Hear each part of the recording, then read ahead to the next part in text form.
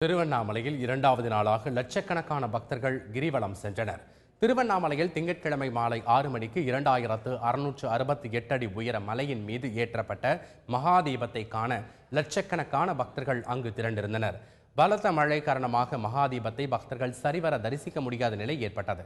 எனினும் அன்றைய தினம் 20 லட்சத்திற்கும் அதிகமானோர் கிரிவலம் சென்றனர்.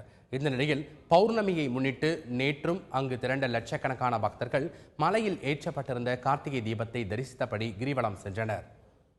இதைத் தொடர்ந்து நேற்று இரவு தெப்ப உற்சவ விழா தொடங்கியது.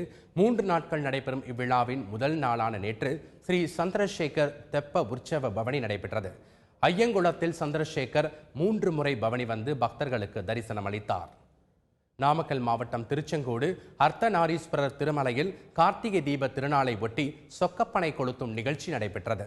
அர்த்தநாரீஸ்வரர், செங்கோட்டு வேலவர் மற்றும் ஆதிகேசவ பெருமாள் ஆகியோருக்கு சிறப்பு பூஜைகள் செய்யப்பட்டு நடத்தப்பட்ட இந்த சொக்கப்பனை கொளுத்தும் நிகழ்ச்சியில் ஏராளமான பக்தர்கள் கலந்து கொண்டு தரிசனம் செய்தனர்.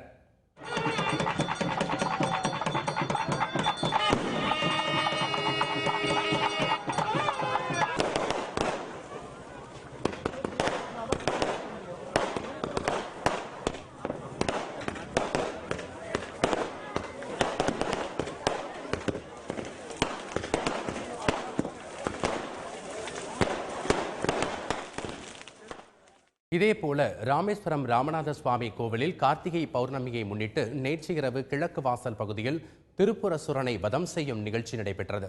தங்க ரிஷப வாகனத்தில் பஞ்சமூர்த்திகளுடன் எழுந்தருளிய ராமநாத சுவாமி, பர்வதவர்தினி அம்பாள் சொக்கப்பனைக்கு தீ வைத்து திருப்புரசுரனை வதம் செய்த நிகழ்வில் ஏராளமானோர் பங்கேற்றனர்.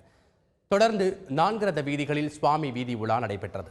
முன்னதாக கோவிலின் 3வது பிரகாரம் தீப ஒளியில் மின்னியது.